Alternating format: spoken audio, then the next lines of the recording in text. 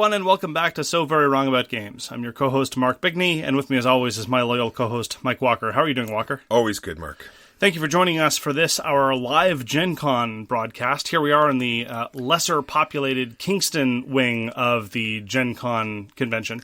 I have to say that for our first live recording, I was expecting a slightly better turnout. Yeah, I kept waiting for people to come, and no one seems to be showing up, but that's fine. We didn't even ask for any tickets. It's weird. I mean, we're only about a 5 days walk from the convention center. I was hoping one or two of our fans could make the effort, but no, sadly no. They just don't want to make the effort. We make the effort of making, they didn't even want to show up. You know, what can we say? Yeah, I mean, we went to the bother of getting our own Gen Con venue here in the basement of your place in Kingston, and they couldn't even be bothered to... And we all dressed up in cosplay. You know, I'm some League of Legends character. It's quite amazing. Mark was blown away. Anyway, so we're going to talk about board games this week. We're going to talk about the games we played over the past couple weeks, and then we're going to mix up the format legitimately this time. I know we always say we do, but this time we're actually going to do it. We're going to talk a little bit about the news and why it doesn't matter, and I really do mean a little bit because, to be frank, we're not really terribly enthusiastic about anything that happened in Gen Con. And we're not going to have a topic this week. Instead, what we're going to do is we kind of have two feature games. We're finally going to talk about Tigris and Euphrates largely as a means to talk about our actual feature game this week, which is going to be Yellow Yangtze, which in many ways is kind of the development thereof. So look forward to that. So the games we played over the past couple weeks, I got a chance to try Downforce. This is one of the projects of Rob Daviau's outfit Restoration Games. Here they took a Wolfgang Kramer design of a couple decades ago, and it didn't really change much, but definitely upgraded the components. And I found Downforce to be a tedious, pointless excuse for a game. It was nice that it ended quick enough, but basically the thrust of the game, from what I could perceive, was you create a bottleneck by showing up somewhere first, which is fine. So far, so good. But the problem is you're now in the lead, and so then you get the first crack at creating the next bottleneck.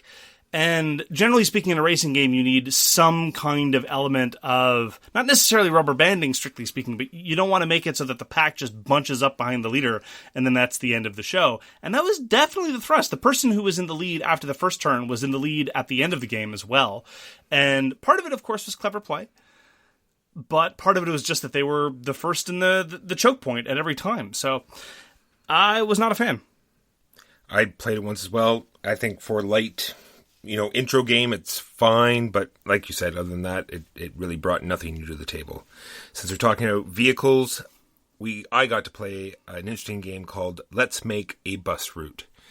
If you like Quadropolis, or if you like Between Two Cities, then I think you're going to love Let's Make a Bus Route. It's very much the same thing, creating these sets of different scoring opportunities, picking up senior citizens, picking up workers, dropping them off at different places, visiting shrines, going around Kyoto. It's a fantastic import game, and I really enjoyed it.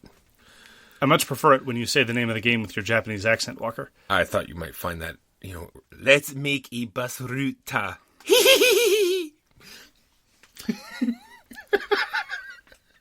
It definitely seems very charming. I haven't played the game, but based on the description alone, where you get points by picking up senior citizens and taking them to a shrine, I mean, how delightfully civilized. It's very good. I like it. I'm glad I picked it up. I got a chance to explore more of Grimslingers, the Northern Territory. This is an expansion to Grimslingers, which, for what it's worth, was my game of Gen Con 2016 when I went to Gen Con. Grimslingers was definitely head and shoulders above all the other releases there. And the expansion continues to please. Now, I should say that there is a category of objection to Grimslingers that is very prevalent, and one that does not have any traction with me. Namely, there is a widespread perception that the rules are hopelessly unclear, and that there's a whole bunch of ambiguities about how to play. And to be frank, I've gone over the forums on Board Game Geek, I've seen the questions, I've seen the concerns, and I don't feel them. Normally when rules are unclear, I'm the first to object. But I've never had a problem with Grimslingers, any of the editions. It's now in its 4th edition rule set, which is more a function of the designers tinkering rather than, I think, any need to address ambiguities, although clearly there is a need on the part of many a fan. At any rate, I will say that the new rule set introduced in the Northern Territory, while it can be backported to the original campaign, is a little bit clumsy when it is. I will freely grant that. They've tried to make the new systems backwards compatible with the old campaign. And having played the old campaign with the old rule set, I felt no need to go and revisit. I tried a couple chapter steps with the new systems, but I found it a little bit cumbersome. You basically have to cross-reference 3 different books in order to make it work. But the new campaign is great. It's loaded with personality. The art throughout is beautiful. And I've always enjoyed Grimslingers, and all the time that I've spent with the Northern Territory has continued to solidify my impression that this is definitely a top-tier experience. Not necessarily a top-tier game design, but definitely a top-tier experience. And one of the very few, honestly, it's this and Kingdom Death Monster are pretty much the only narrative campaign games where I really got a sense of the universe and I really was compelled by the setting. I love me some Gloomhaven. I never felt it particularly compelling, to be frank, as a world, as a universe. But definitely Grimslingers is something that I've continued to find compelling. It's wormed its way into my head, and I've been having a great time with it. So if you were at all interested in checking out Grimslingers, you should check out the base game, and there's tons of content at the base game, and there's tons of content at the Northern Territory. So you can do a lot worse, and it's definitely an economic way to get a great narrative experience. All right, since we're talking about rules and card games, let's talk about Custom Heroes. It's a game that you'll remember from high school, a game called A-Hole, or what other names President, they go by? I think, President, is another one. Yeah. And then what's the mechanism they say it is? A ladder? It's called a climbing game. Climbing game. Like Tichu or Haggis that was released slightly more recently. They call it on the box a trick-taking game, which is weird, because although there are structural similarities between trick-taking games and climbing games, they are very distinct in a lot of ways. So it shares much of the rules that you remember. Play singles, has to get higher. Play doubles, everyone has to play doubles. And you have your trump card or joker, which beats everything. But then they have these, much like Mystic Veil, where once a round is over, people, depending on how you scored, you're going to get a certain amount of overlays that you slide in the sleeves. And it's going to give bonuses to the cards, make them worth more, make them count as 2 of one card, or all sorts of different things. Or worth less. My very favorite card is the one that makes a card weaker because now they're carrying a head of lettuce.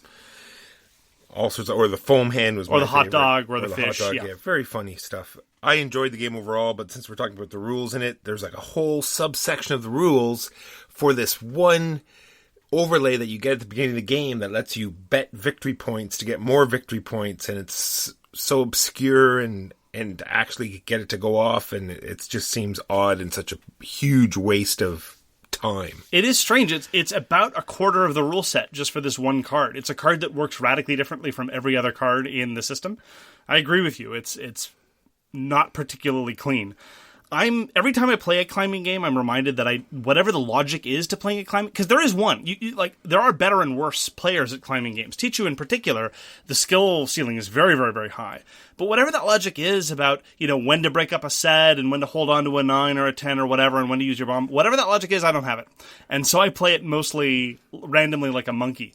And even independently of that, I wish that this game Custom Heroes were roughly about 66% of the time length that it is. I find it a little bit too long, because even though there is skilled play to be had, at the end of the day, you are going to be subject to the random draw of the draw deck. And I find the first hand to be kind of fun, the second hand to be cute and crazy, and I really like the second hand. The third hand, I'm ready for the game to be wrapping up, and it's not. It can go to 7 rounds, effectively.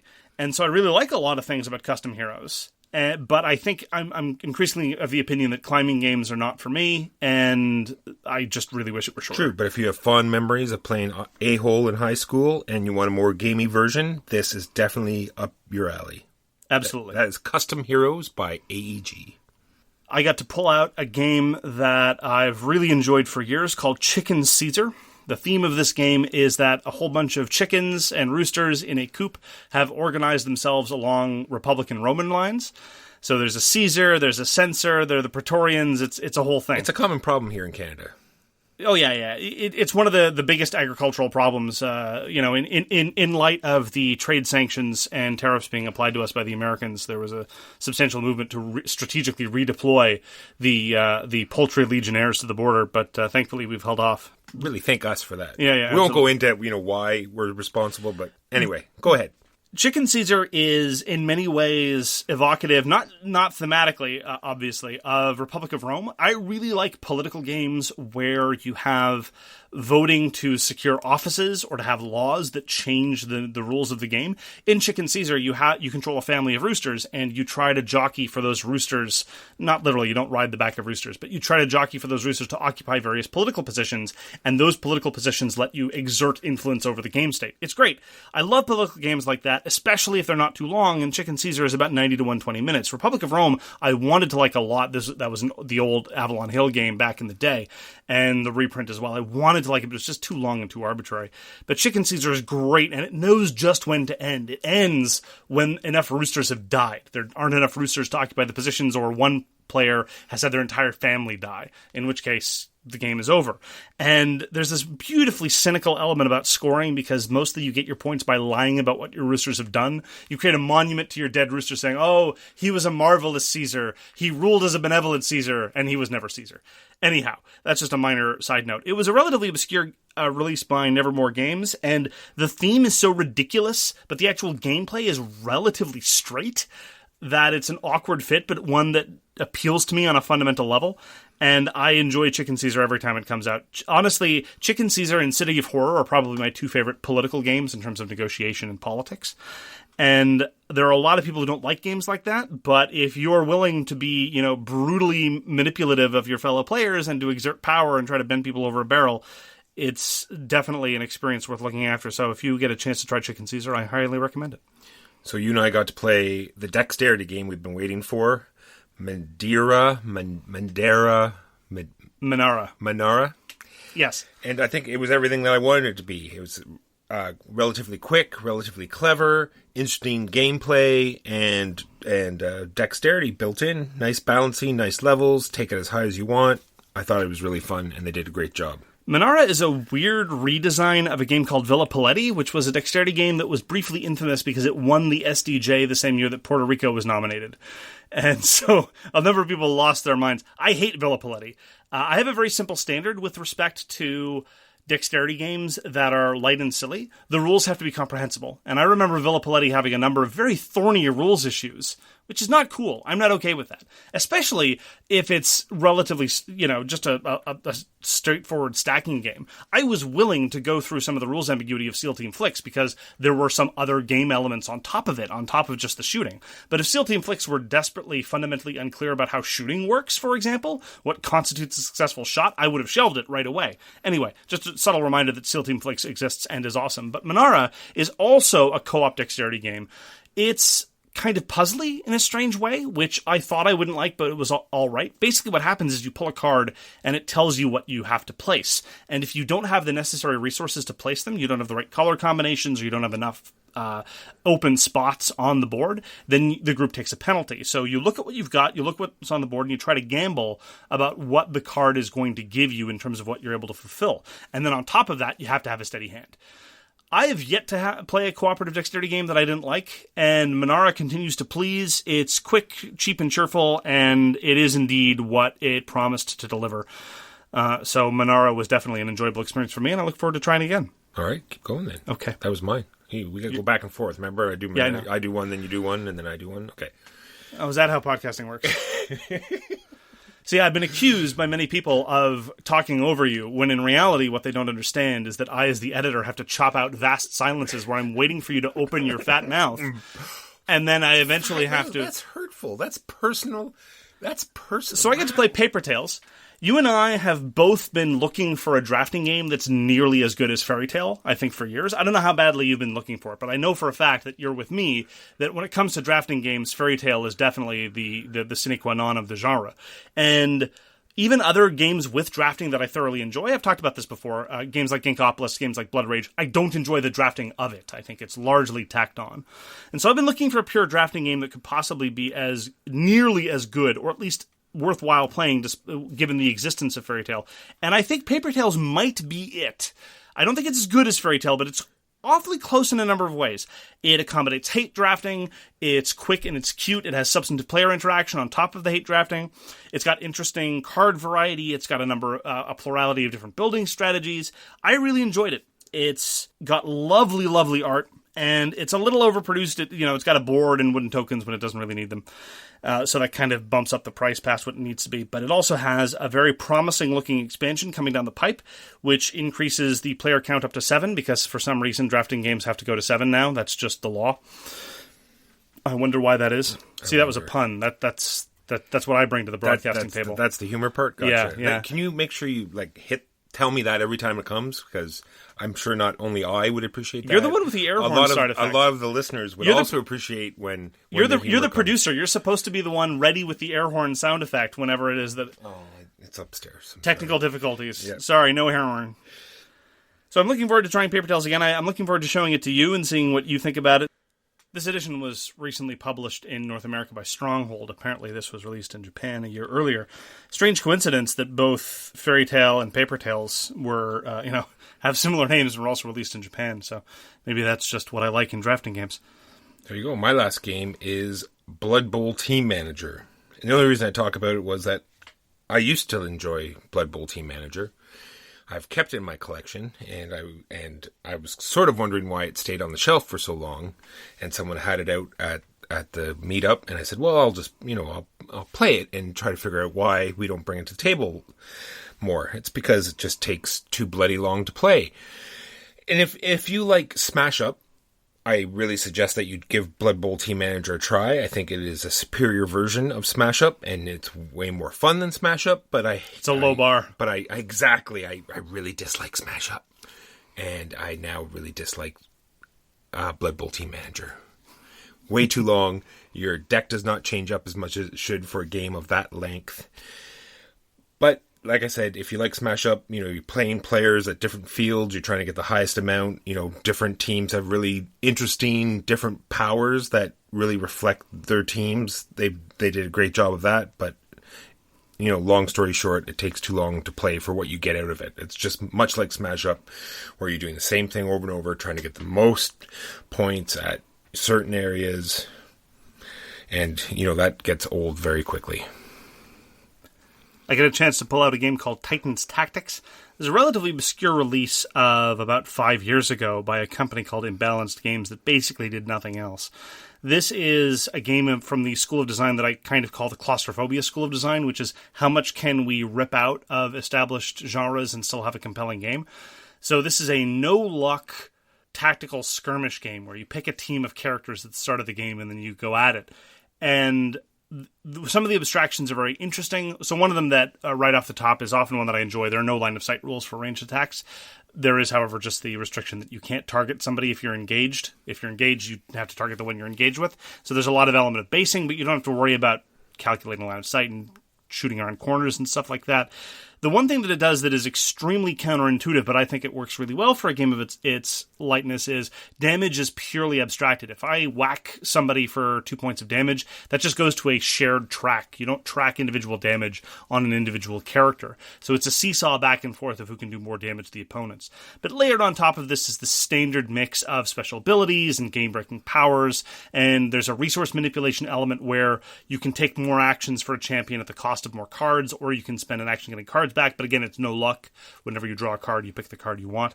I really like Titan's Tactics. It's very weird. It's a sort of non-standard take on a very, very well-established genre, but it's a genre that I love, namely skirmish games. And I really like it when a game is able to distill those elements of highly asymmetric fighty games into something very compelling, even if it is somewhat abstracted. So it's about a 30 to 45-minute game with, as I say, no luck and lots of variety. Every team of champions feels radically different from the ones before it. I think it's a shame that it didn't catch on. Not really surprised, because again, it is a very unorthodox take on the genre, and I think maybe someday I'll show it to you, see what you make of it. Yeah, it looked interesting. The production value may be something that held it back as well. It seems a little odd. Well, it's an unassuming small black box, and generally speaking, when people want these kinds of skirmishy fantasy games, they want something that looks a little bit more like Blood Bowl Team Manager. Not that was a particularly big box game. But as somebody who is unfortunately cursed with a local group that disdains anything that deviates from a very, very sort of hackneyed style of game box cover design, some people on Board Game Geek very reasonably are trying to suggest games to me that I might be able to get you to play that were published by GMT. I played Dominant Species. They mentioned that. I've played it. It's a great game. It's hardly... Well, first of all, it's hardly representative of a GMT game, first of all. And they brought it up, not me. It's true. You're right. You're absolutely right. Anyway, finally, the last game I'd like to talk about is The Resistance Avalon.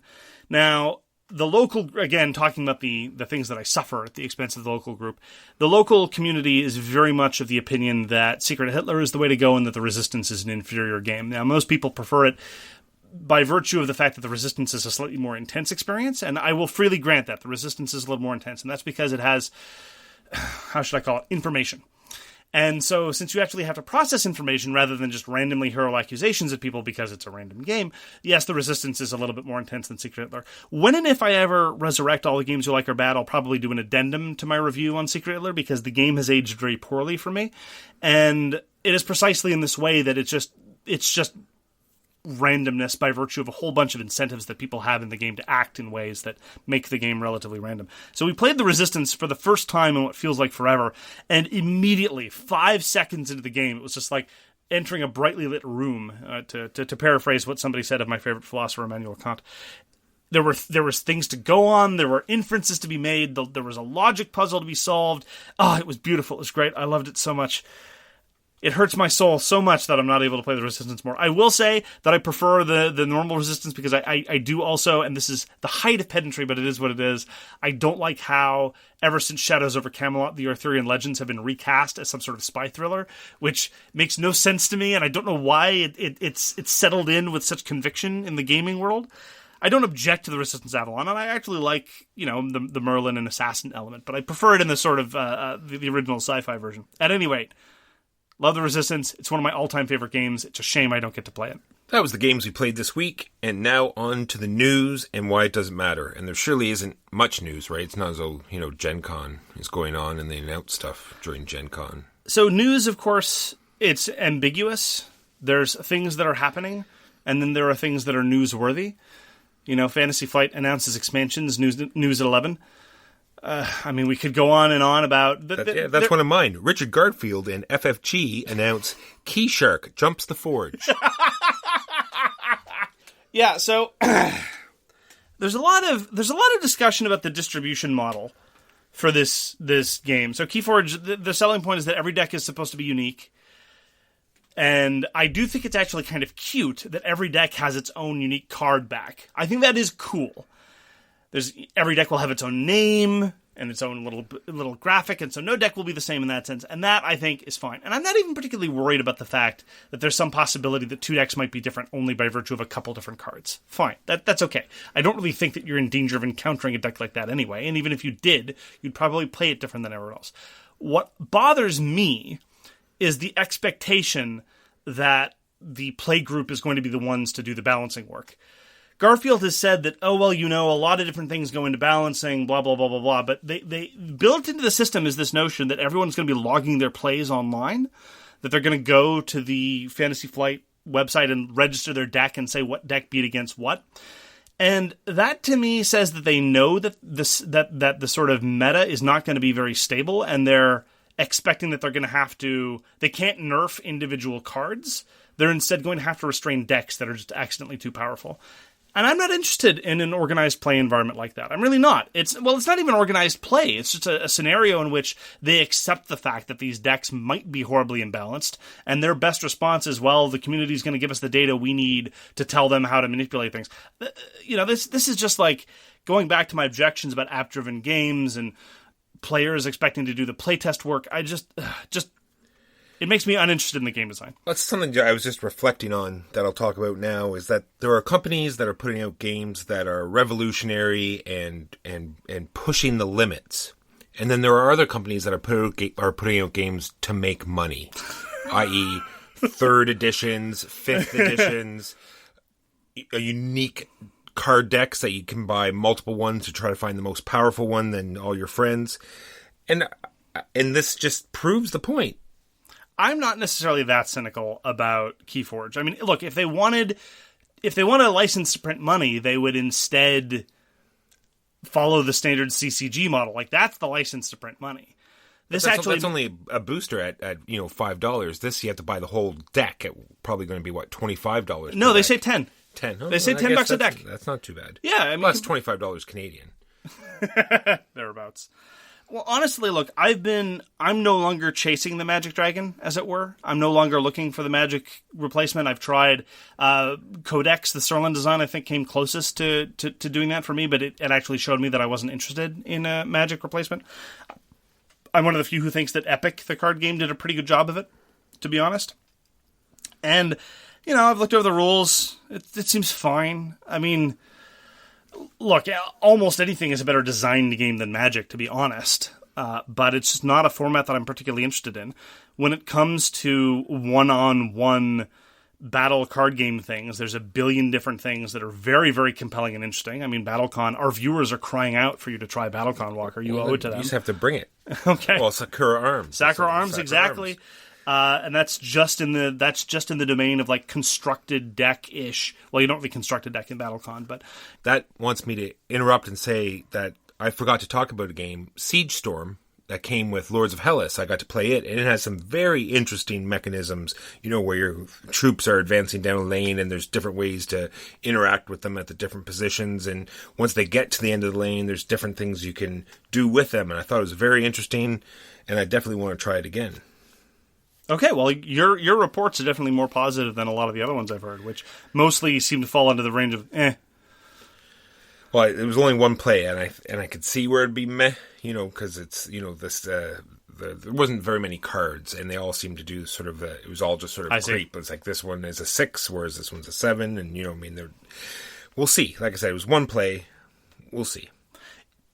Just talking about interesting distribution model, their design approach, their approach to distributing Siege Storm was pretty fascinating. Give everyone the base set who got Lords of Hellas, which is a non-trivial number of people, and then they actually, Awaken Realms, the publisher, they put out a series of expansions on Kickstarter, largely on the strength of response of people who'd bought their previous games, so it seems to have worked out for them. Another bit of news out of Gen Con is that Indie Boards and Cards is to merge with Stronghold to form Indie Game Studios. Now, this is also in conjunction with Action Phase Games that Indie Boards and Cards acquired a little bit ago. So this is other publishers other than Asmodee themselves consolidating, perhaps to get some sort of competitive advantage in the same way, or perhaps maybe even, I don't know, this would be the cynical interpretation, maybe just make them a more appealing target for when Asmodee gobbles them up. Who knows? But it is very much like when Asmodee bought Z-Man or when they bought other publishers. The claim is that they're going to remain operationally independent and that everyone is going to remain in place and they're going to keep their unique operating capacity, blah, blah, blah, blah, blah. But this is just, a sign of more to come. There's simultaneously increasing fragmentation because anybody can be a Kickstarter game publisher now. But at the same time, there's also increasing consolidation, and it's not just Asmodee, it's other companies as well that are consolidating themselves. So I don't know if this is a sign of the hobby's growth or a sign of its imminent implosion or both, but it's definitely an interesting development. And there's not a whole lot of detail about what this actually means. Like, what is, for example, Stephen Buonocore going to be doing? What is Travis from Indie Boards and Cards going to be doing? Not a whole lot has come out in clarity, so we'll have to see what happens. All right, my last bit of news is Project Elite has been picked up by CMON, or it's going to be a joint effort between Artipia Games and CMON. And we played Project Elite. I believe we both enjoyed it a lot. At least I enjoyed it a lot. And the only thing I'm worried about is that the original Project Elite, some might say the models were, hideous, bland, clunky. But I think because it's a real-time game and you're grabbing the figures and you're, sort of knocking them aside and moving them quickly, I'm worried that these CMON figures might be too stabby or too brittle to live up to this, fast-paced game. So I'm hoping that these factors are taken into account when they design the new figures. Yeah, there's any number of ways that CMON or indeed just the Kickstarter format itself might mess this up, because, as you say, the minis need to be very, very sturdy. They need to be very easy to handle, and what's perhaps most important, they need to be very, very, very easily visually identifiable on the table, just at a glance. So I could easily imagine Simon, or just anyone, mistakenly saying, okay, well, now we're going to have 3 different sculpts of this alien and 3 different sculpts of that alien, and at the end of the day, you're looking at 12 different sculpts, and you can't remember what anything does, which doesn't work in a real-time context. Yeah, or 30 stretch goals, and you have like 15 different types of aliens, and just bogs the game down to a point that is no longer fun. But we'll see. Yeah, I mean, I'm cautiously optimistic. If nothing else, the news that Simon has picked it up has meant that you remember what the game is called, which is a minor miracle in and of itself. Exactly. Now, well, only because I have it written down here. Yeah, every other time it's, what's that space game? Yeah, that space game where we roll a bunch of dice. Yeah, the space game with dice, which, of course, narrows it down. Of course. And that was the news. And why it does not matter. Yeah, that's all that we got out of Gen Con. That's all that we really want to... All that I saw that was interesting anyway. Look, if you want to hear about Arkham Horror 7th edition or whatever, there's tons of places where you can hear about that. But, yeah, we don't really care much. True, I moved recently and my internet is still down. So, to all those, I'm sorry I've not been responding. And I got my information as best I could, and this is what I thought was halfway interesting. Now on to the rest of this program, which is going to be a joint Tigris Euphrates semi-comparison, semi-review with Yellow Yangtze, both Reiner Knizia designs. Mark, what have you got for us? Looking back on this, it really is astounding. Whether you like his designs or not, the reliable quantity and quality of output of Reiner Knizia during the late 90s is borderline intimidating. Just in terms of tile-laying games alone. In 97, he put out Tigris Euphrates. In 98, he put out Samurai. In 98, he also put out Through the Desert. And the year after that, he put out Stevenson's Rocket. Now, I mention these primarily because there's a sort of tendency to refer to them as his tile-laying trilogy. Sometimes people lump in Stevenson's Rocket and turn it into a quadrilogy if you're so inclined. Stevenson's Rocket is a much less well-known design, also parenthetically being reprinted by Grail Games, the publishers of Yellow and Yangtze, later this year. I'm a huge fan of Stevenson's Rocket. It's an underappreciated game. But anyway, Samurai, Through the Desert, and Tigris Euphrates are all recognized as past masterworks of tile-laying game design. And this is independently of all the other stuff that Reiner Knizia was doing during the late 90s in terms of things like auction games or lots of other set collection games or what have you. And partially as a result of this, I sometimes have a great deal of sympathy with the claim that the question isn't, has Reiner Knizia designed the best game of all time? The question is, which game that Reiner Knizia designed is the best game of all time?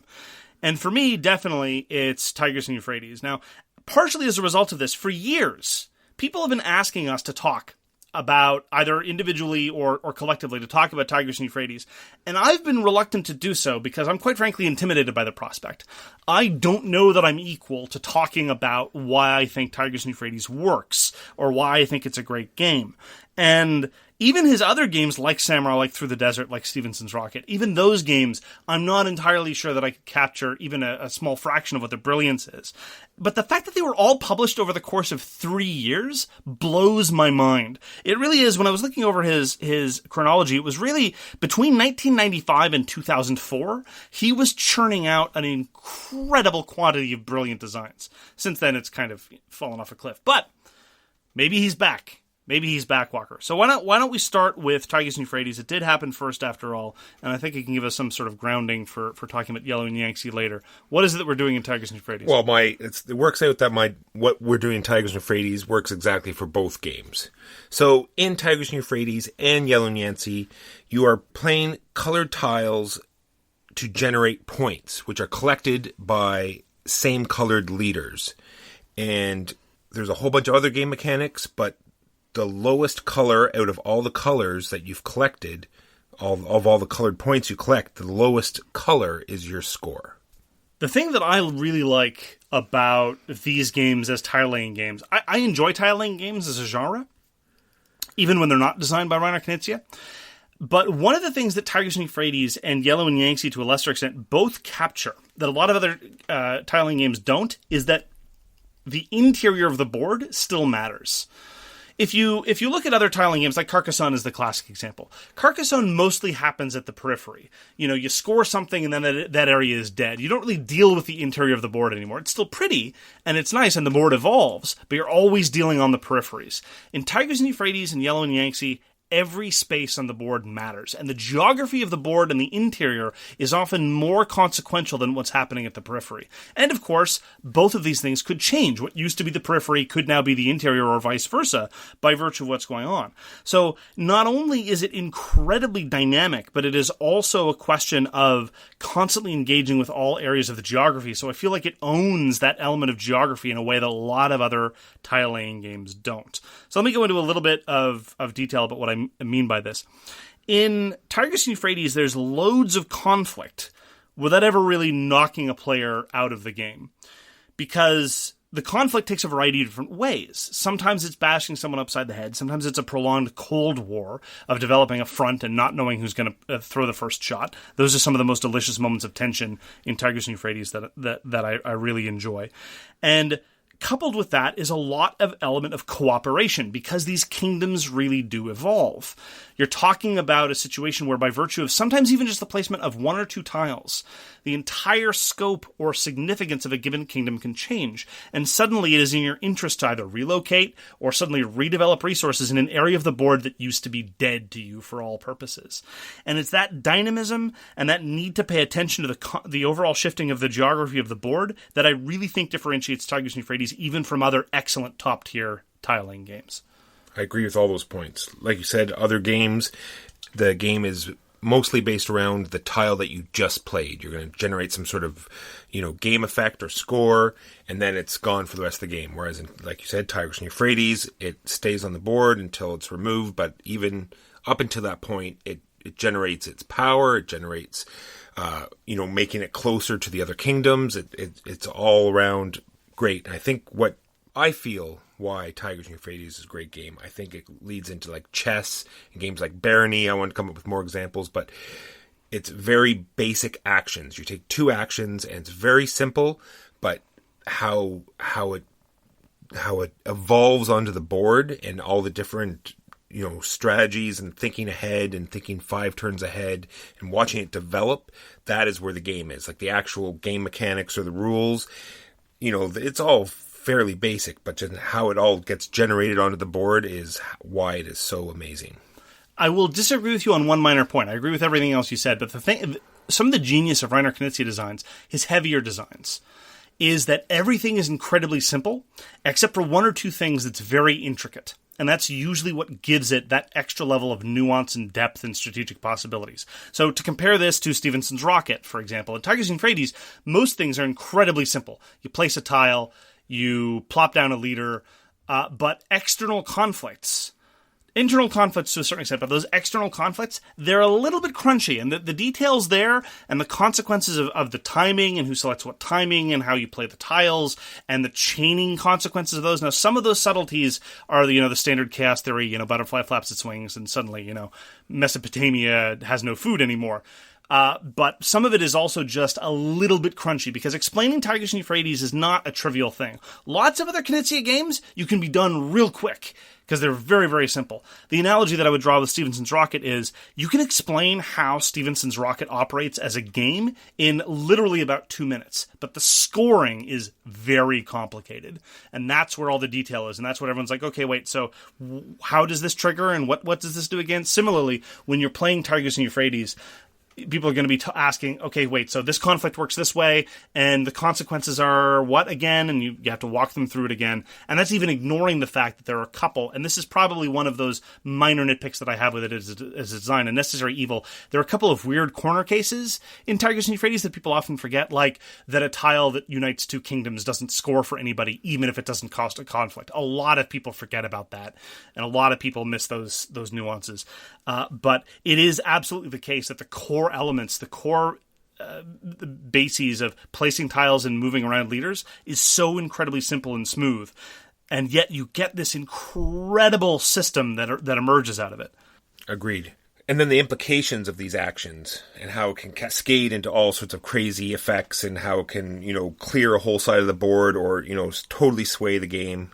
But I like I said, I just think that the rules are there, and then just internally seeing how it's going to affect the board is all what it's all about. You so rarely encounter Euros that have short, medium, and long-term implications of even simple moves. And that's what's completely delicious about Tigris Euphrates. Someone moves a leader, someone places a single tile. That has an immediate short-term consequence, that has a point consequence, and in the game as tight as Tigris Euphrates, a single point of the right color could indeed change the game. That often happens. It's very often the case that Tigris Euphrates scores are within 1 or 2 of each other. Then there's the medium-term implications of, are they protecting their leader? Are they trying to shore up this kingdom? Is this a short-term is this just a medium-term opportunistic grab? Are they making a play for a monument? Are they making a play for a treasure? And then there's the long-term implication. Is this going to be part of a massive kingdom-spanning war? Are they shoring up a military force to go start bullying their neighbors? And is that going to mean that the entire geography of the board is going to start to become pockmarked full of empty dead leaders and former tiles? So often it's the case that even those excellent Euros, they're just short-term management, or they're just a question of looking for that final score and accumulating money. But the tempo and timing of everything in Tigris Euphrates is so beautiful, and the balancing between all these considerations about knowing when to play short-term, knowing when to play for the long-term, that's what keeps me coming back to a large extent. And this is even setting aside the fact that this is a game where you have to cooperate with people in a very indirect way. You need to be conscious of the fact that you don't own anything in Tigris Euphrates. You don't own any scrap of dirt. You're just renting it. And suddenly you're sitting there and you think it's your kingdom. If you think it's your kingdom, very much like Imperial, another game that we both love, if you think that a country is yours, you're not playing right. Because you have to recognize that all of these areas are just a means to an end, and suddenly somebody else could show up and say, hey, let's coexist, and suddenly your plans are ruined because someone else recognized and internalized that the board is there to be manipulated, not to be owned. That's right. Now, the only problem with Tigris Euphrates is when you teach it the problems that people have, and they have a hard time internalizing the fact that the lowest out of all the scores is going to be your final score, and the fact that there are 2 very distinct types of battles, and they use different tiles on the board. So you're playing these tiles, you play a blue tile, it generates a blue point if it's in a kingdom, and if a blue leader is in that kingdom, then it's going to collect that point. And then if someone else plays a blue leader into that kingdom, then it's going to be an internal battle. Or if someone plays a tile that joins 2 kingdoms together and they both have blue leaders, that's an external battle, and they use totally different tiles, and sometimes people have a hard time internalizing what is what, and you can see the frustration in their face, and unfortunately it just takes a few plays for people to get to understand exactly how these work. And it's really interesting to me how different each battle is, and even though it's very much the same game, but the strategy of where to place these tiles and how many need to be in a certain kingdom and how they play off, even the 2 different types of battles, how they play off each other, not only how they are separate from each other, but how they play off each other, is just an incredible part of Tigris and Euphrates. To dovetail with what you were talking about, some people get fixated on one type of conflict over another. A common complaint that you hear all the time, even from gamers that I otherwise respect, is that Tigris Euphrates is too dependent on who draws more red tiles, because red tiles are what are determinative of internal conflicts. Well, and it's a simple response, and it may sound trite, and it's hard when you're a new player, but if you can't win the internal conflict, just use some of the other tools at your disposal. Tigris Euphrates gives you a number of different ways to dislodge what seems to be an invincible opponent. Number 1, you don't necessarily have to beat them at their own game. You can set up your own circumstances elsewhere. That may be a little bit harder to internalize. But if you don't have the red tiles you need, go start an external conflict. Go use a disaster tile to chop them off from the bits that give them strength and combine there. It is frustrating when you can't see the opportunities, and when you can't see those opportunities and look and be flexible at the different tools at your disposal, the game can feel harsh and punishing. Even when you do know those opportunities and those tools available to you, it can still feel harsh and punishing. A lot of people I know who love Tigris and Euphrates, the expression is you never feel like you're winning, you just feel like you're losing less quickly than everyone else at the table. Exactly. So in Tigris and Euphrates, we already talked about you place a tile, you generate a point, you get 2 actions. every time it's your turn. Goes around the table. There's no rounds or anything else. Just keeps continuing around the table, 2 actions each. And you're always wishing you had that one more action. You do something right off the beginning of your turn because you know that's what you want to do. And then sometimes you get, thrown off your game and you think you have more or wish you had more. Or sometimes you give people, another whole round to, take 2 more actions or whatever. And, good on them. But it's a great system, and it allows you to set up certain moves, right? You can use it to sort of like circumvent something, or you can, what's the word I'm looking for? Distract. You can distract your opponents from what you're actually doing. You pretend you're doing something over here and, make as though this is not such a powerful move here, and the next turn 2 in a row, or, they might even play into what you need them to do. And it's a fantastic part of the game. One of the hallmarks of Knizia designs is always wishing that you had one more action. The hallmark of a Knizia card game is you wish you could discard, but you can't. And the hallmark of a Knizia action game is you wish you had one more action. You're absolutely right. And that plays into that balance that I talked about between the short, the medium, and the long-term considerations. The true master of Tigris Euphrates, and I'm not one of these people, but I've seen people do it, they're able to use those 2 actions to just sort of layer on top, getting short-term benefit from those 2 actions, but also leading into a medium and long-term plan. Because so often, sitting there, I look at the board and figure, if I had 3 actions, I could do something amazing. But, of course, that wouldn't work, and it's not appropriate. And this also feeds into this notion of can you balance these things like distractions, like building towards the multi-action turns that you're not allowed to have, so you have to thread them throughout different turns, about how incredibly variable every game of Tigris Euphrates is.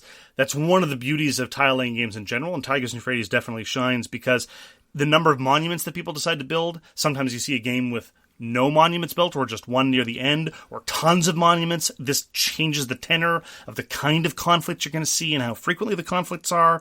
I've seen hard-fought games where the winning score is 4. I've seen games where the winning score is 20. It's really is a function of the choices that people make and how they approach things and how this organic geography develops. It is absolutely beautiful to see. And every time I've played Tigris Euphrates, I have learned something new. Every single time. All right, now we have to talk about negative things. Do you have any negative things? I have some negative things. I have 1 or 2. I think I only have one that I can actually really think of, and that is very front end. If you know the game and you're teaching 3 other players, then it's much like, any other game, of that weight, you're going to more than likely win.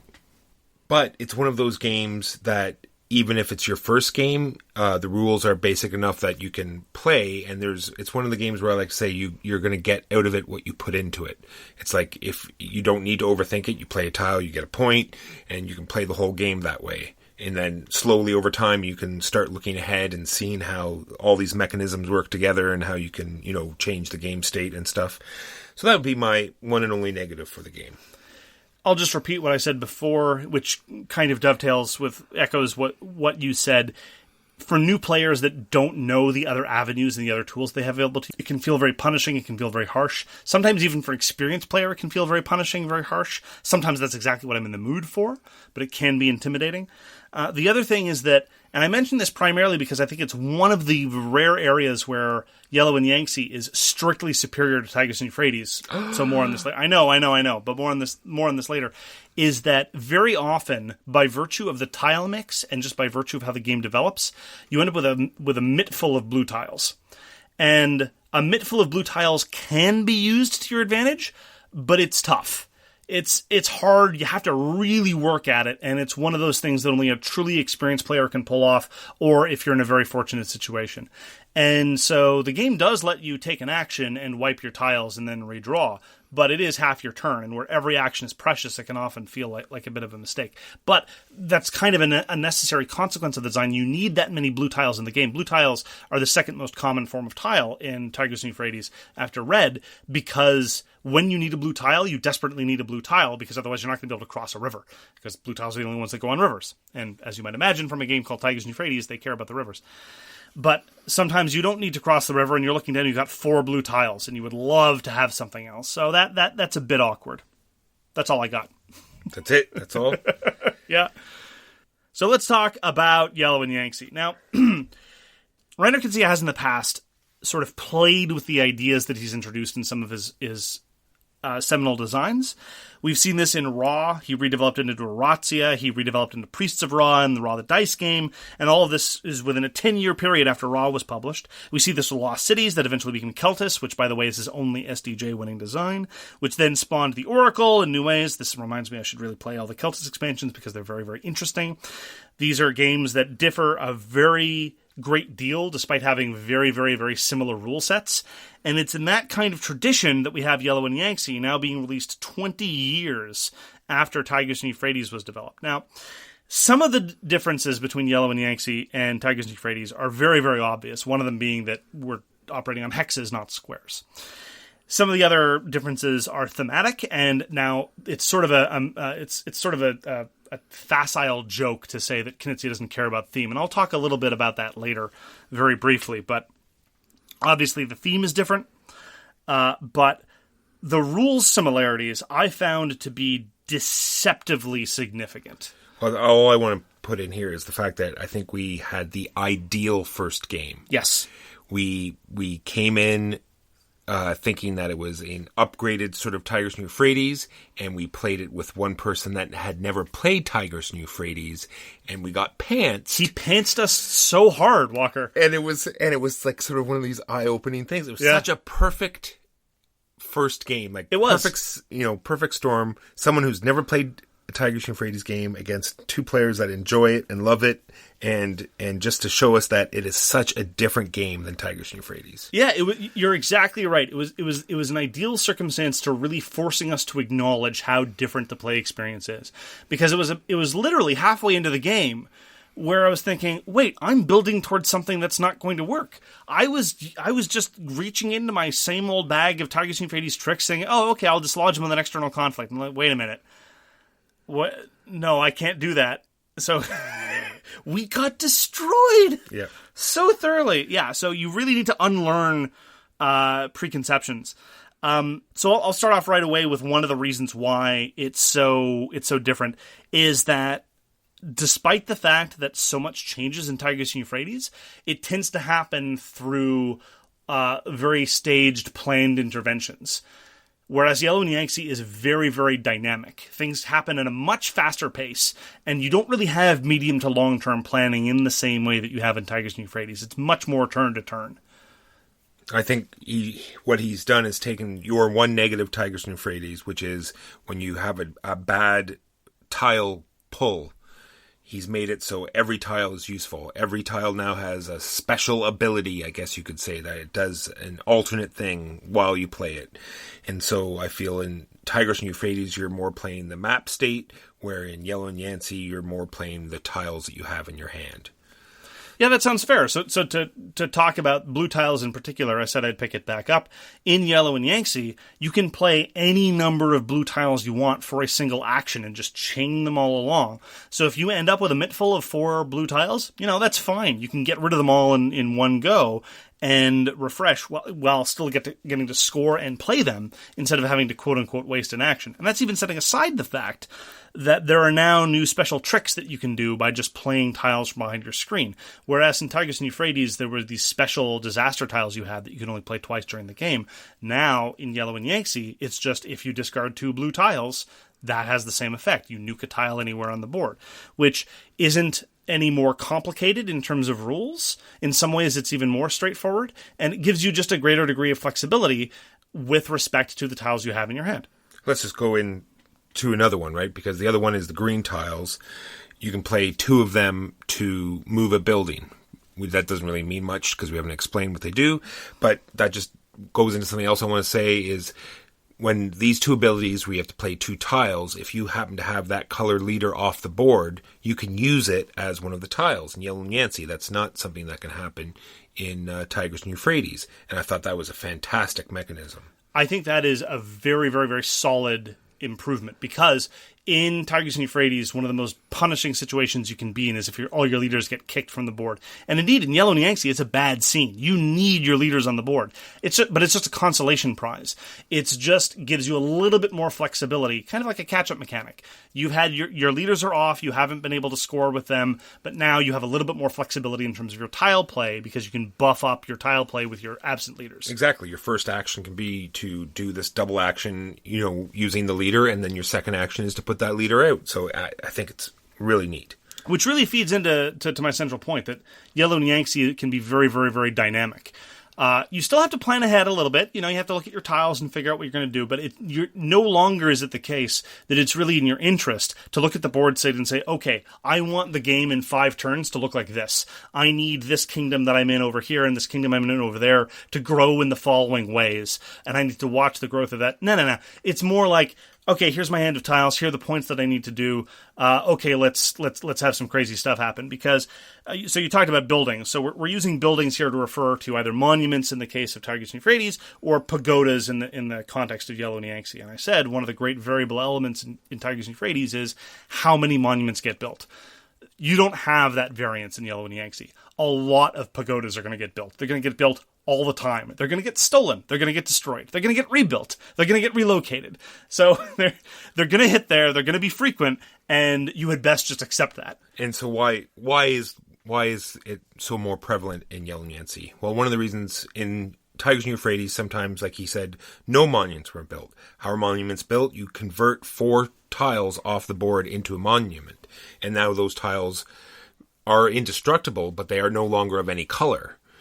But in Yellow Yangtze, they're still normal tiles. They just happen to have a building on top of them. They still provide everything they did before and after, and now can be destroyed. So one's destroyed, the pagoda gets taken off, now it can go somewhere else, or now the person doesn't get... And so it's a lot more dynamic that way. And you only need 3. And you only need 3 as opposed to 4. Yeah. We haven't really explained what buildings do. The buildings do exactly the same thing in both games. At the end of your turn, if you have the appropriate leader in the kingdom with a building, then you get yet another point of that color. Well, and there's other difference here, and we're not going through this level of detail with the rules because we just enjoy explaining the rules, but it really goes to show the kind of different play experiences you get from very subtle differences. In Tigris and Euphrates, all the monuments were 2 colors, so you had to know what that other color was going to be. You built it out of one color. You may have built it out of red tiles, but you have to think about what the secondary color is going to be. Maybe you have that leader on the board. Maybe you don't, but you have to be cognizant of that. Whereas in Yellow Yangtze, it's just one color. So there are no unintended consequences of building a pagoda in that sense, because you don't need to think about having 2 leaders in a kingdom to be able to monopolize the points there. You don't need to worry so much about possibly handing a tremendous amount of income to somebody else just by virtue of the fact that you cared about one color and not the other. So it has fewer of those follow-on butterfly effects that make Tigris and Euphrates so fascinating. Similarly, as you say, because the pagoda tiles don't get transferred, you don't weaken yourself from external conflicts. And indeed, that's more or less what happened the first time we played. Our friend who had never played Tigris and Euphrates was building pagodas all over the place, and I kind of thought, what a noob. Exactly. I'll show him. Yeah, our future point. Yeah, exactly. And then about 5 turns later, while he's scoring tons of things, like, why can't I get this pagoda from him? And it's because I'm playing the wrong game. Exactly. Because, like we said, because in Tigris and Euphrates, the monuments are indestructible. Right. So once they're on the board, they're there forever. So you have to be very conscious of where you put it and which one you pick. Yellow Yangtze, doesn't matter. You build a red pagoda. Oh, all the red pagodas are out. Well, I'll just take that one from over there. You get to decide it, and you move it over to your new place. And it's a common newbie mistake in Tigris and Euphrates is thinking, oh, he built a monument, I'll build my own, and then I'll catch up. No. Not going to work that way. But that's precisely what is a legitimate tactic in Yellow Yangtze. Oh, he built a pagoda? I'll just build my own. No problem. And that's the recourse. So it's a little bit more accessible in that sense. Again, fewer unintended consequences of these actions. You don't need to worry about a tremendous game state changes. It's also the case that games in Yellow Yangtze, and this is less of a criticism than it sounds, they tend to play out a little bit more similarly than a game of Tigris and Euphrates. Because there's going to be a whole bunch of pagodas being built regardless. And so the tempo of the game and the sort of scoring horizons of the game tend to progress in a much more similar way. Yeah, the final scores of our games have been very close to being the same at the end. Yes. And they've all hovered around, 10 to 15. We haven't seen, in terms of winning scores, that is, we haven't seen the sort of, hard-fought 4-point victory that sometimes you see in strange, but nonetheless possible games of Tigris and Euphrates. And partially as a result of that, it just feels friendlier because gains are always short-term, and because you can just go off and do your own thing very often, it just feels like a friendlier game, which can be an advantage in lots of contexts. Yeah, for sure. It's more modernized, not as much, I've just taken you out of the game and type thing. And it has happened, but that was only because people, namely me, were using bad strategies from the wrong game. Okay, well, let's talk about that a bit, because that's in connection with wars or external conflict. It depends on how you want to call it. It's been, Tigris and Euphrates, thankfully, has been in several different editions, so it's been called different things in different editions. But in Tigris and Euphrates, a war can be huge, and it chops up the board and tons of points into the system if people approach it properly. Whereas in Yellow Yangtze, it's interestingly different in both axes. For one thing, fewer points are going to come in. Generally speaking, you only get a couple of different colors rather than just a whack of single color. Another element which is a little bit interesting, and I actually do appreciate, is that suddenly everybody gets to participate in the conflict, whether they're in the conflict or not. Everyone, kind of sort of the same way that you do in Cosmic Encounter, can pitch in some red tiles, because that's how external conflicts are determined now, always by red tiles. Can pitch in on either side to see who wants to win. So if you start a fight in Yellow and Yangtze, you would best be certain that you can either take everybody else on, or that you're able to make sure that you can account for everyone else's interests in the coming conflict. Well, that would be one of my quibbles about the game, because it doesn't matter if someone has any interest in it at all, because they might just have too many red tiles and they have to pitch them somewhere, and it could unfortunately be unbalanced for one person. So I'm not saying that's a terrible point, but I'm just saying sometimes that's a little bit level of randomness that threw me off the game a little bit. Sure. The thing that I dislike the most about the new conflict system in Yellow Yangtze is you don't get the same possibility of that delicious parasitic cooperation you get in Tigris and Euphrates. If two kingdoms go to war in Tigris and Euphrates, and you coexist in strange ways, you can make sure that all the conflicts go down on your side. Say, if I've got a green leader on one side of the fight and a blue leader on the other side of the fight, I can make sure that my green leader and my blue leader both win, if I've prepared carefully, if that's what's in my interest, etc. Yellow Yangtze can't be done. One kingdom and all the leaders in that kingdom win, the other kingdom and all of those leaders lose. Now, that changes some of your incentives, and that was another thing that I had to unlearn as a Tigris and Euphrates veteran. I saw this. I had my leaders spread out in different kingdoms, and suddenly they went to war, and I realized that I was going to lose no matter what happened, because I was fighting myself, literally. But it removes that element of insinuating yourself into other people, and it encourages more the sort of mono-player kingdoms where everyone's leader is in the same place, which is a difference that, can vary by taste, but I like the greater degree of sophistication of Tigris and Euphrates in that sense. And what else? The other thing they did was the fact that sometimes people have trouble, figuring out what's an internal and external fight in these games. They also, added how they work differently now. Yeah. So now in Yellow Yangtze, in an external fight, the leader plays his tiles last. In an internal fight, he's got to play his tiles first. And it's just yet another level of rules that will make it frustrating for new players. Overall, it feels like a simpler game. Overall, it feels like there are fewer rough edges and weird corner cases. But that huge difference between how internal and external conflicts works is very much to the detriment of understanding how the game works. In Tigris and Euphrates, it's very simple. Instigator plays first and loses ties. All the time. And then, of course, you have to remember what tiles and what contributes to strength and all that stuff. I don't mean to say that it's simple, but it's at least consistent in the timing and who loses ties. And you're right, in Yellow Yangtze, it's exactly the opposite. Internal conflicts, instigator plays first and loses ties. External conflict, they play last and they adjudicate ties. It's really... It's such that people who've played a couple of times get tripped up and forget and, whether they play Tigris and Euphrates or not. And it's unfortunate because, again, it's a friendlier game, it's more accessible, it's more dynamic, it's less punishing, but at the same time, it has this serious asymmetry that causes people to get confused. All right, let's move on to Yellow. Yes. I've listed here lame and great all at the same time. Okay, tell. So what is yellow? Yellow is yet another color. And we're not talking about the river here. This is another color that's introduced in Yellow Yangtze. In Tigris Euphrates, they called it treasure. It would be on the outside of the map, and I think it was almost a mechanism to encourage you to spread out and to engage in external conflicts. It was a tricky, rough-edge corner case that led to the game being more interesting. It was worth its weight, but it did increase the rules grit non-trivially. In Yellow Yangtze, it's another color, so it's a pagoda that can go out. You also get points for laying the tiles if you have the yellow leader out, because there'll be yet another leader.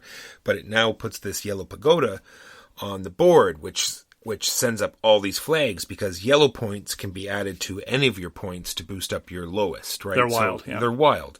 So once someone starts generating points from Yellow Pagoda, then, all concentration and game is centered on that one person and that one pagoda, and stopping those wild points from being generated. And I think that is fantastic. It is. I do like how it's simpler now. It's just part of the general game system.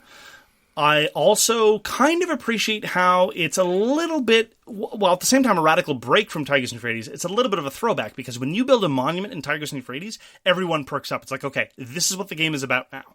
This is a flashpoint. Similarly, a yellow pagoda in Yellow and Yangtze, unlike the other pagodas, is a bit of a flashpoint, because it doesn't matter who you are, you care about it. And there's only one available yellow pagoda, so you can't have multiple ones on the board. So in a way, it feels more like a monument than the other pagodas do. It feels more like the old school way. Now, does this increase the variance based on who draws the yellow tiles and when? Absolutely, because yellow tiles are now just in the bag, but there's a very small number of them, and you're not going to see a whole bunch of them. That's a bit unfortunate. I'm not a huge fan of that element, but it does, I think, lead to at least some focus of attention, and it helps give a bit of that old school flavor back to the game. So what is it that you don't like about the yellow tiles then? I'm not sure what it was. It was one of those things that probably just anger from previous games. Those damn yellow tiles. They're very consequential. It is the one thing that you can't afford to ignore. Somebody else can be sitting on a blue pagoda from the beginning of the game, and you don't care because, again, the scoring is the lowest points. They can have 1 billion blue points. You don't care. It's fine. Like, their marginal, their 20th blue point is irrelevant. You don't care. Give it to them. But every yellow point that somebody gets matters. Yeah. And so you have to be cognizant of it. So that's another thing that drives the game, because along the side of the board, there is a bunch of tiles put out to the side randomly. And if you play a green tile, you get to choose one of those tiles to put in behind your screen. That's another thing we didn't really talk about. All the tiles that you have are hidden from everyone. We're not going into the rules. But anyway, the yellow tiles have no special ability when you play them, other than you get the wild cube if you have the yellow leader out, and if you form 3 of them together, like we said, you put out the yellow pagoda. So once a yellow tile shows up on the side of the board, then it's yet another thing that drives play in order to get those green tiles out, in order to be the one that takes that tile from the sideboard. I do like that added nuance of taking the tile from the sideboard. I think that's neat. It helps communicate to other players what it is you're trying to do, so it gives them a bit of heads up about what might be coming. It make sure that every color has its own thing, because in Tigris Euphrates, the thing about green tiles and green leaders was taking these treasures, but treasures don't exist anymore, so now green needs something. So overall, I like it. It's a simple element, and it helps mitigate the luck of the draw to a certain extent. So I think one more thing that I want to mention, though, in terms of Yellow and Yangtze, which I think is a huge step back. Again, the joke about Reiner Knizia as a game designer is that his games are themeless, and that they're all pasted on themes, and they're all these dry mathematical exercises. I actually think, and I will defend this to all comers, so by all means send me your nasty messages, that Tigris and Euphrates is the best themed civilization game I've ever played. Because every other civilization game I've played has Genghis Khan with a tank formation defending the pyramids. It's always that same thing. It's absurd, it's not especially thematic, and it doesn't really get you very far. Whereas, in Tigris and Euphrates, you see dynasties, you see kingdoms rise, you see them fall, you see the emergence of new political alliances, you see them fall apart, you see great works being constructed, and you see them being fought over and contested. And that, to me, I think, is what a civilization game ought to look and feel like. On the other hand, Yellow Yangtze is supposed to be about the 7 warring kingdoms that led to the formation of the Qin dynasty, but the problem is then you end up with the same question that a lot of Martin Wallace designs, for example, have, which is, what are the players then? Because if you're telling me a game about sort of the dynastic rise and fall of kingdoms, then that's fine to represent sort of nameless, faceless agents of history, sort of like demigods of dynasties. But if you tell me that this is a game about the formation of the Qin dynasty and the specific these specific political arrangements, I suddenly wonder, well, then who am I? Why do I have control of the merchant class in the Wei kingdom, but in the Shu kingdom over there across the river, I control the military class? What am I doing here? Then it starts to fall apart. So I don't think that the theme in Yellow and Yangtze quite works to the same extent, but again, many people won't care because a lot of people think that Tigris Euphrates is themeless, but they're to be pitied, not punished. I think a great theming of this game would be like conference rooms and everyone's doing like a government debate and you're like sending messengers into these different rooms and you're trying to form this, get everyone to come to your side of the argument. Oh, dear God, I agree with you. That sounds great. I know. That sounds fantastic. No, oh, man, that would really work. Oh, geez. That's a sort of mad genius. It's almost as good as sending cows to the alien overlords. There you go. Anyway, I just wanted to mention that because I wanted to give a plug for Tigris Euphrates as being a very thematic experience, for me anyway, and how Yellow and Yangtze isn't the same. So I think it's time to sum up. So what overall, as a enduring fan of Tigris Euphrates, where are you coming down on Yellow and Yangtze as a game? I have to say, I didn't write any of this down, but unfortunately, while playing Yellow and Yangtze, all I can think of is why aren't we playing Tigris Euphrates? I thought that was going to be where I ended up. I'm actually surprised that I think that Yellow and Yangtze is different enough that it is worth keeping around. I think it is a very, very good game. It is not brilliant, but it's very good. And I do appreciate that it is in many ways a little bit cleaner, a little bit more accessible, and a lot more friendly feeling than Tigris Euphrates. For sure, I can see where one game would work way better in certain groups over the other. So you definitely, like you said, keep both, like gaming groups, newer players, Yellow and Yangtze, hardcore gamers, Tigris Euphrates type thing. I don't regret the time I've spent with Yellow and Yangtze. It's not like when I'm playing, games where, and not to rag on it all the time, but it's not like when playing Seven Wonders and saying, why am I not playing Fairy Tale? Or when I'm playing Terraforming Mars and saying, why am I not playing Race for the Galaxy or 51st State or something like that? It is very much the case that when I'm playing Yellow and Yangtze, I'm able to appreciate it as its own thing. And in many ways, it's kind of like a testament to the brilliance of Tigris and Euphrates that can spawn this different thing that is nonetheless so similar. I love watching Knizia work. I love him watching develop ideas. It's one of the ways in which he separates himself from the other very good game designers. His designs have so much space for them for manipulation that you can watch this thesis slightly tweaked. It's in no way a threat to Tigris and Euphrates. It's in many ways, it's helped, in some ways actually, it's helped me appreciate Tigris and Euphrates more.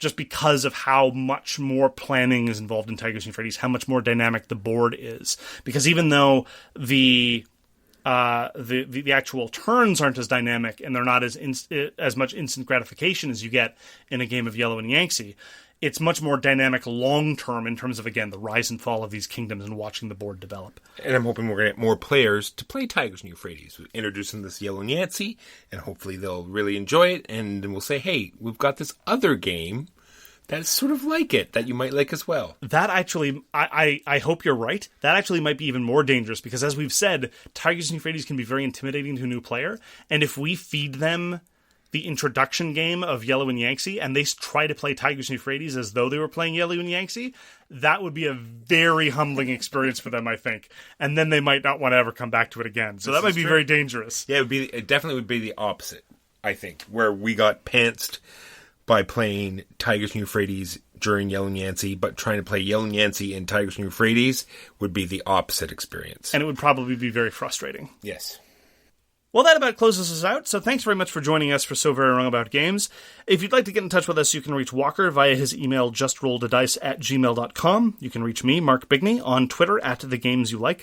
For more public discussion, you can find the So Very Wrong About Games Facebook page, or you can check out our Board Game Geek Guild, which is guild number 3236. We read everything that you send us, at least when we have internet, and we'll get back to you if we possibly can. Thanks again for tuning in, and we hope to see you again soon. Easter egg. Mark, how about that Innis expansion that was announced? Do you think that will make people want to play it again? I don't know. A lot of people like Innish. I wanted to like it. I just couldn't. All right. We'll see. See you next week. Bye. You've been listening to So Very Wrong About Games, produced by Michael Walker and edited by Mark Bigney. Special thanks goes to What Does It Eat for generously allowing us to use their most excellent song, FOS, as our theme. You can find them at whatdoesiteat.com. You can reach us by email at soverywrongaboutgames@gmail.com or on Twitter @SoWrongGames. Thanks very much, see you next time, and always, try to be right, but remember you are so very wrong.